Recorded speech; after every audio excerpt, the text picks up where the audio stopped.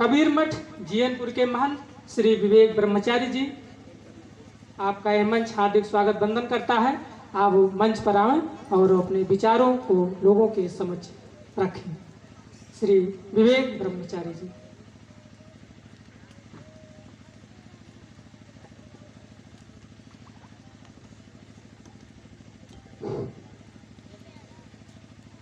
धन्यवाद। बहुत ही अच्छा संचालन कर रहे संचालक महोदय जी।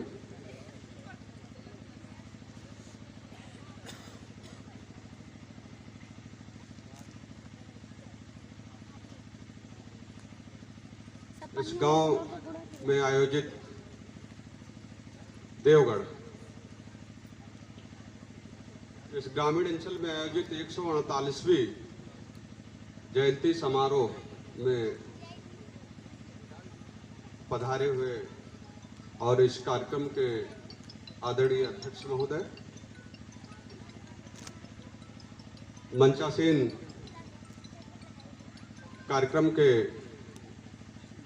आदरणीय मुख्य अतिथि जो अंबेडकर नगर जनपद के प्रथम व्यक्ति हैं, जिला पंचायत अध्यक्ष महोदय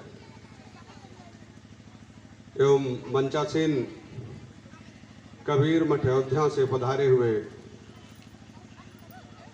महंत पूज्यपाद उमाशंकर दास जी महाराज एवं अवध विश्वविद्यालय के विद्वान आचार्य डॉक्टर शैलेंद्र वर्मा जी, और जिनकी वजह से, जिनकी व्यवस्था में, जिनके आयोजन में, जिनके संयोजन में हम लोग यहाँ आज उपस्थित हैं,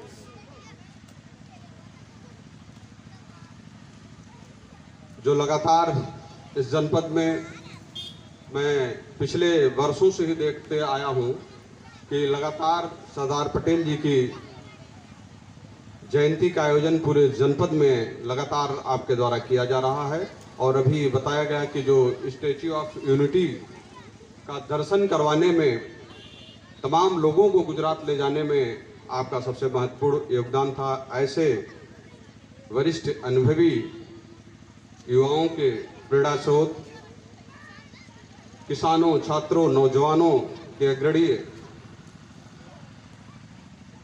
आदरणीय रामचंद्र वर्मा जी, और उनके परम सहयोगी के रूप में मैं देख रहा हूं कि हर कार्यक्रम में जो है इस व्यवस्था को आगे बढ़ाने में जो मनसाराम जी हैं, उनका भी बहुत ही अहम योगदान है। और अंत में मंच के सामने उपस्थित सभी इस क्षेत्र के किसान, नौजवान और विशेषकर जो हमारी मातृशक्ति बैठी हैं, और जो सबसे महत्वपूर्ण मंचासीन है, बड़े प्रसन्नता की बात है कि जो एक महिला प्रतिनिधि के रूप में आज हम लोगों ने अवसर दिया, इसलिए इस कार्यक्रम के जो भी व्यवस्थापक हैं उनका विशेष रूप से सम्मान है कि हमने आज इस मंच पर एक महिला को भी अवसर दिया। ये सबसे महत्वपूर्ण कार्य है। इसलिए मैं आप सभी लोगों का आज सरदार पटेल जी की जयंती पर बहुत सारी बधाइयाँ और शुभकामनाएं ज्ञापित करना चाहूँगा और संक्षिप्त में अपनी बात को रखने का प्रयास करूँगा।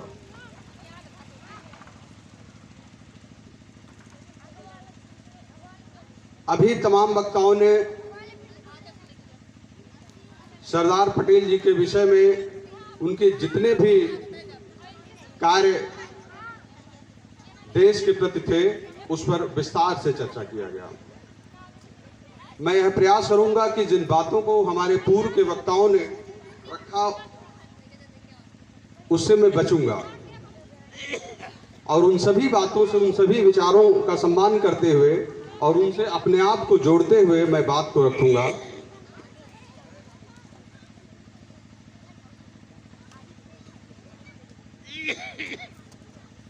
सरदार पटेल जी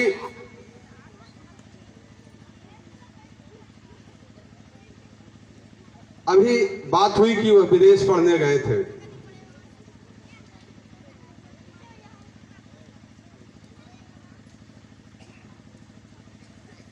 वह कितने प्रतिभाशाली थे उसका मैं एक उदाहरण दूंगा कि जो उन्होंने 36 महीने 3 वर्ष का जो कोर्स होता है बैरिस्ट्री का,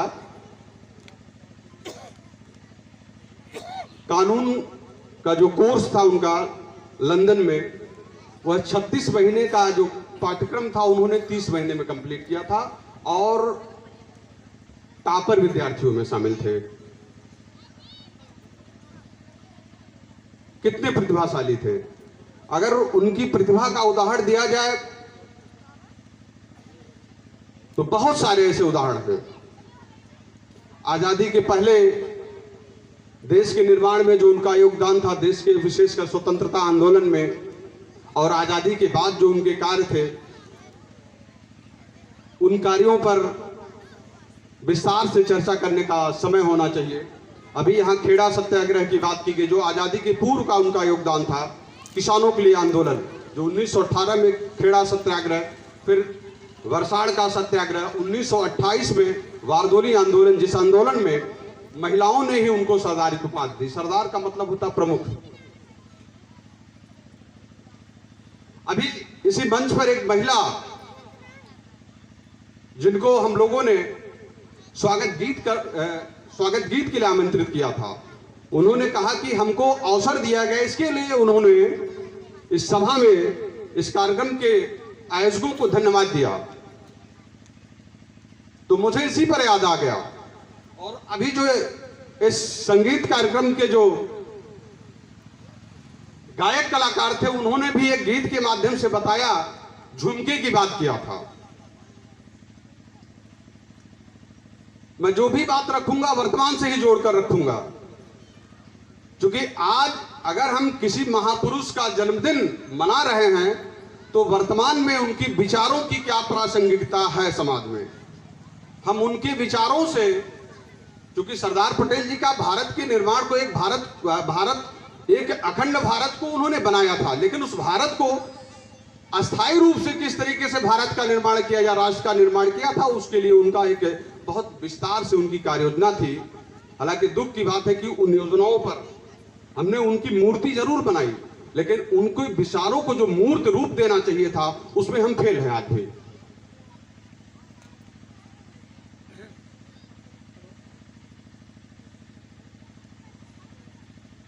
महिलाओं के लिए वो कहते थे, राष्ट्र निर्माण में सरदार पटेल जी का जो सबसे महत्वपूर्ण विचार था कि बिना महिलाओं के किसी भी राष्ट्र का निर्माण नहीं किया जा सकता जब तक हम महिलाओं को उचित सम्मान नहीं देते। हालांकि हमारे शास्त्रों में भी कहा गया यत्र नार्यस्तु पूज्यन्ते तत्र देवता रमन्ते, लेकिन शास्त्र में जो बातें हैं वो यथार्थ में नहीं दिखाई पड़ता है। हमारे यहाँ ज्ञान की देवी भी सरस्वती हैं, लेकिन मुझे कभी कभी आश्चर्य होता है कि इस भारत में अगर देखेंगे महिलाओं की साक्षरता पुरुषों के मुकाबले कम है। अगर मैं गलत बोल रहा हूं तो बताइए। जब ज्ञान की देवी महिला है तो फिर महिलाएं कम पढ़ी लिखी इस देश में है, ये बड़े आश्चर्य की बात है। धन की देवी भी एक महिला लक्ष्मी जी है, लेकिन महिलाएं पैसे के लिए पुरुषों पर निर्भर रहती हैं। दुनिया में अगर 100% पूंजी है तो 98% पूंजी पुरुषों के कब्जे में है, मात्र 2% पूंजी पर महिलाओं का अधिकार है। क्या हमारे देश, हमारे राष्ट्र निर्माताओं ने, खासकर सरदार पटेल जी ने यही स्वप्न देखा था? ताकत की देवी दुर्गा जी हैं, जिनके पास आप देखे होंगे 8 हाथों में अस्त्र है, लेकिन किसी महिला के नाम हम लोग लाइसेंस बनवाते हैं पिस्टल या राइफल का, शायद बनवाते हैं किसी मजबूरी बस। अगर पुरुष के नाम कोई FIR है तो स्त्री के नाम वो लाइसेंस पास करवा लेता है। सरदार पटेल जी, इसलिए मैं ये बात बता रहा हूं, ये हमारे विचार नहीं है। पटेल जी चूंकि उन विचारों को जिसका सबसे जरूरी था प्रचार करना, जिसको हमें सबसे ज्यादा जरूरत था आचरण में उतारने का, हमने उतारा नहीं। और बिहार में एक भाषण के दौरान उन्होंने कहा था महिलाओं से कि आप आभूषण, और वारदोली सत्याग्रह में भी कहा था कि आप आभूषणों का त्याग करके आंदोलन को स्वीकार करिए। बिना आपके योगदान से यह देश आजाद नहीं हो सकता है, और अगर आजाद हो भी जाता है तो देश के निर्माण के लिए जो आधी आबादी है उसे आगे आना पड़ेगा। और उसी विचार के तहत आज जो देश में महिला आरक्षण अधिनियम है, ये सरदार पटेल जी के विचारों की ही देन है। हालांकि जिस रूप में वह अधिनियम होना चाहिए था उस रूप में नहीं हुआ, मैं उस पर चर्चा नहीं करूंगा। पटेल जी का ही योगदान है कि अहमदाबाद में नगर निकाय के चुनाव में महिलाओं को उन्होंने आरक्षण दिलवाया था और पहली बार अहमदाबाद में उनके रहते हुए एक महिला जो है वहां की निर्वाचित नगर निकाय की प्रतिनिधि हुई थी। इसलिए मैं ये बात कह रहा हूं कि अगर आज हम लोगों ने इस जयंती के अवसर पर महिला को इस मंच पर स्थान दिया तो इसलिए मैं आप सभी लोगों का धन्यवाद ज्ञापित करना चाहता हूं। सरदार पटेल जी, उनका जो विचार था आर्थिक क्षेत्र में वो समाजवाद के प्रणेता थे। जब कभी भी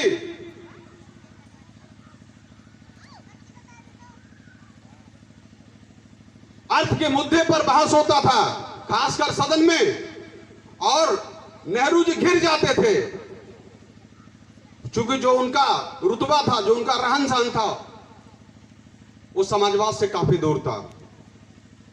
जब लोहिया जी घेरते थे तो बचाव के लिए सरदार पटेल जी को आगे आना पड़ता था। और पटेल साहब कहते थे कि लोहिया जी, आप समाजवाद की बात करते हैं लेकिन मैं समाजवाद को जीता हूं। और उनके मरने के बाद उनके अकाउंट में मात्र 64 रुपए था पटेल जी के। ये उनकी ईमानदारी, उनके समाजवादी विचार का प्रतीक है। तो चूंकि समय का अभाव है इसलिए मैं अपनी बात को ही समाप्त करना चाहूंगा। फिर कभी अवसर मिलेगा तो विस्तार से आप लोगों से मुखातिब होगा। और आप लोगों ने जो मुझे इस मंच पर आमंत्रित किया इसके लिए मैं आपको फिर धन्यवाद देता हूं और बहुत बहुत साधुवाद। बहुत बहुत धन्यवाद। आपने बहुत अच्छे तरीके से सरदार जी के विचारों को आपने समझ रखा। आपने उन अनछुए पहलुओं को सामने रखा, विचारों को रखा, जिससे लोग इससे अवगत हुए। बहुत बहुत धन्यवाद आप।